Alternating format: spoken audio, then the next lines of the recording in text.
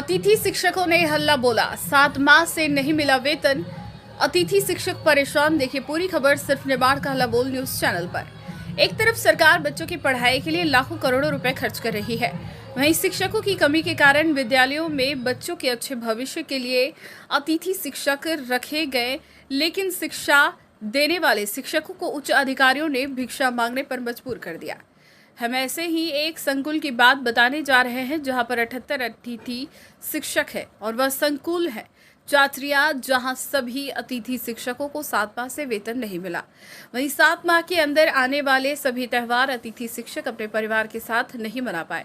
त्योहारों पर अतिथि शिक्षकों के बच्चे त्योहारों पर उदास नजर आए।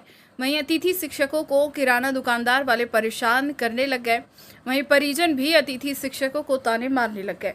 वहीं अतिथि शिक्षकों को वेतन नहीं मिलने से परिवार का भरण पोषण करने की परेशानी खड़ी हो गई, जिससे परेशान होकर सभी अतिथि शिक्षक चाचरिया प्राचार्य डावर के पास पहुंचे और उनको कहा कि सभी दूर अतिथि शिक्षकों को वेतन मिल गया, सिर्फ चाचरिया संकुल वालों को नहीं।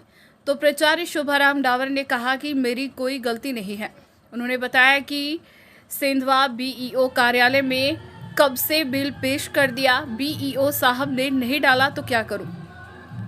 वहीं सभी अतिथि शिक्षक सेंधवा बीईओ कार्यालय पहुंचे, जहां पर बीईओ विकासखंड शिक्षा अधिकारी लोकेंद्र सोहनी को अतिथि शिक्षकों ने एक आवेदन दिया, जिसमें 7 माह से वेतन नहीं मिलने की बात कही। वहीं कुछ सवाल जवाब भी किए तो बीईओ लोकेंद्र सोहनी ने अपना बचाव करते हुए क्या कुछ कहा, आप भी सुनिए। वहीं अतिथि शिक्षकों ने बीईओ ने क्या कुछ कहा, सुनिए। अतिथि शिक्षकों की जुबानी सुनिए। सेंधवा से प्रधान संपादक नंद किशोर ठाकुर के साथ संवाददाता अजय बैरागी के साथ समर्थ वर्मा की खास रिपोर्ट। लोकेंद्र सोहनी, विकासखंड शिक्षा अधिकारी सेंधवा। सर, ये सब अतिथि शिक्षक आज आपके पास चाचरा संकुल के आए थे, तो क्या मांगे, किस लिए आए थे? अतिथि शिक्षकों का चाचरा संकुल का वेतन उपस्थिति समय पर नहीं मिलने की वजह से रोक दिया था। फिर संबंधित प्राचार्य को भी इस संबंध में सूचना दी थी, व्हाट्सएप के माध्यम से भी, पत्र के माध्यम से भी। फिर भी समय रहते जब तक बजट था तब तक नहीं आ पाया, और इसलिए उनको शोकाज नोटिस भी दिया है। सहायक आयुक्त महोदय को भी हमने इस संबंध में लिख दिया है। अब जब नए सिरे से बजट आएगा तब इन संकुल के वेतन निकाल दिए जाएंगे। सर, जो वेतन का बिल इनका समय पे नहीं आया तो क्या किसकी गलती मानेंगे आप, और किसके? समय पर देने की जवाबदारी प्राचार्य की होती है, संकुल प्राचार्य की। क्या नाम है सर संकुल प्राचार्य का? डावर, शोभाराम डावर, वर्ग 1 के हैं। अच्छा। प्रभारी। उनको इस संबंध में नोटिस भी दिया हमने 8 तारीख को, और सहायक आयुक्त महोदय को उसमें सूचना भी दे दी है। कार्रवाई तो वहीं से स्तंभित है।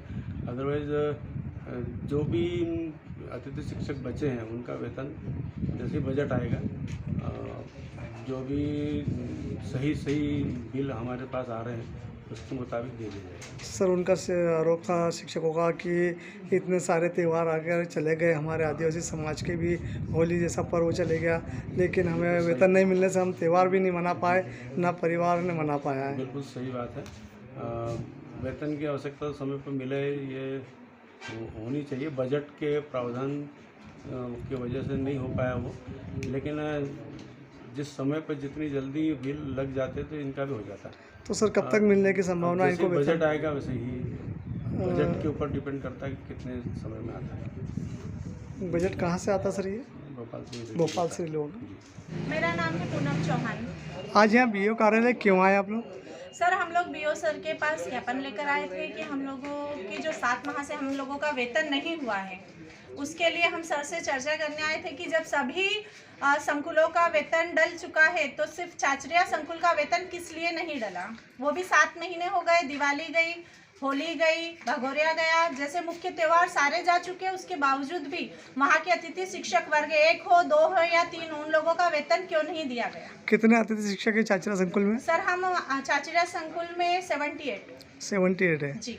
तो बीओ साहब का क्या कहना पड़ा? सर का कहना पड़ रहा है कि जो शुद्ध रूप से लगे हुए अतिथि हैं उनका सबका वेतन दिया जाएगा, और बाकी मैं जांच कर रहा हूं और उसके अनुसार ही आप लोगों का वेतन दिया जाएगा। अभी तो आवंटन खत्म हो चुका है क्योंकि समय पे आपके बिल नहीं लगाए गए थे।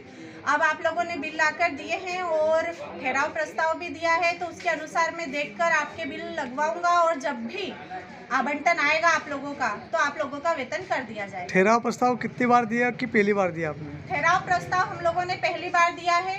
क्या और ये बिल 2 बार दे चुके हैं। एक बार हमारा मतलब उपस्थिति पत्रक नया जारी हुआ, वो पता नहीं था, जिसके कारण फिर से दोबारा बना के दिए। किसने मांगे थे ठहराव प्रस्ताव आपसे? बीओ सर, क्या वो कहा था? उन्होंने कहा है कि आपकी उपस्थिति और आपकी उपस्थिति पत्रक के साथ में ठहराव प्रस्ताव भी लेकर आए। प्रधान मुजब ये आज बीओ कार्यालय क्यों आए थे आप लोग? जी सर, हम अतिथि शिक्षक चातरा संकुल से आए थे। क्यों आए? हमारा जो है कि मतलब सत्र जब से शुरू हुआ था हाँ तब से आज तक हम 7 महीने से काम कर रहे हैं शासकीय स्कूलों में, हाँ।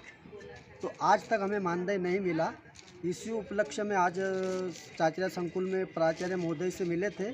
क्या नाम है प्राचार्य का? डावर सर। हम्म, उन्होंने बीओ के नाम का हवाला दिया था हाँ। कि उन्होंने कि मैंने बिल जमा कर दिया, तो बीओ के यहाँ से उन्होंने वेतन नहीं डाला ऐसा बोला, इसलिए हमने वहाँ से फिर यहाँ बीओ कार्यालय में आए थे। क्या बताया? बीओ साहब से हम यहाँ आए तो इन्होंने बोला कि अभी बजट ख़त्म हो गया है, क्योंकि प्राचार्य महोदय ने जो बिल लगाया था तो बजट ख़त्म होने के बावजूद लगाया है, इसलिए आपका वेतन जो है अटक गया। वो जब अभी आवंटन आएगा तब आपको वेतन डला, ऐसा बीओ ने बोला। क्या और भी संकुलों में क्या वेतन डल गया है दूसरों का? जी, सारे संकुलों में डल गया, केवल चातरा संकुल बाकी। तुम्हारी क्या मांग है? ये हमारी यही मांग है कि आज बीओ साहब से हम मुलाकात करके पूछे, उन्होंने हमको आश्वासन दिया है कि जल्दी आवंटन आते हुए तुम्हारा वेतन डल जाएगा, और हम भी 2 दिन का अल्टीमेटम इन लोगों को बीओ साहब को दिया है।